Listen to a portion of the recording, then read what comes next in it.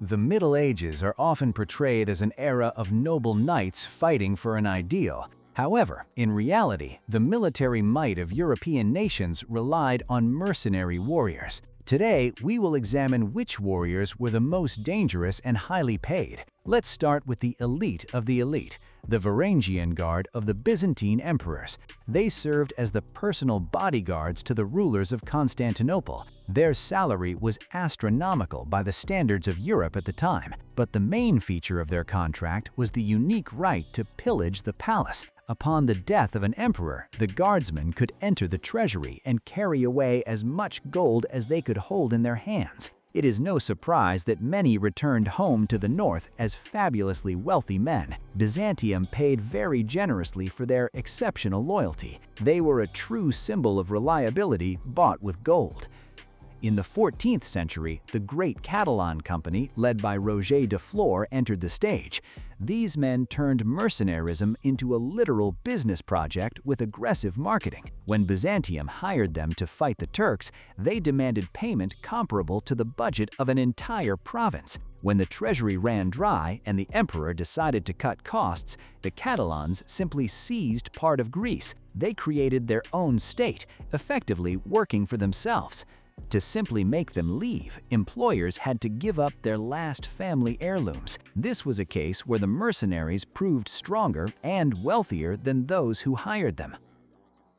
Moving to Italy, where war became an art for select entrepreneurs.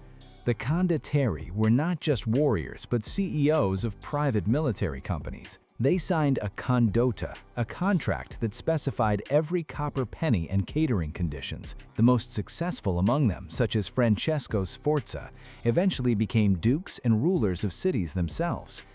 Their services were so expensive that city-states like Florence and Milan remained in debt for decades.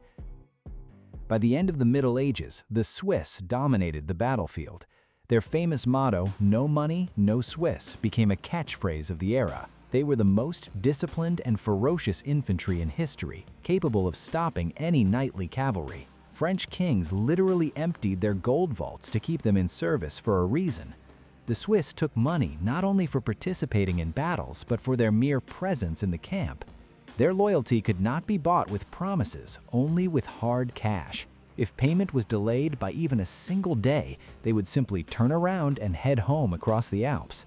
For their money, the client received a perfect machine that knew no fear and was ready for battles of any level.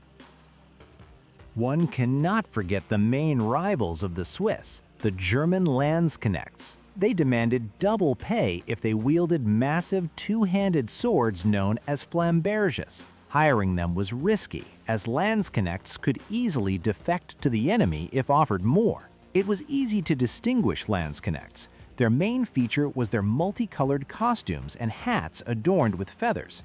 Many might doubt their effectiveness. However, their charge was devastating, and their professionalism was indisputable, as they proved in numerous battles. The era of golden mercenaries began to set with the emergence of regular state armies and gunpowder. Kings realized it was cheaper to maintain their own loyal soldiers than hired professionals. The mercenary market gradually collapsed under the weight of new taxes and centralized power. Gold ceased to be the sole measure of military prowess, giving way to patriotism and discipline.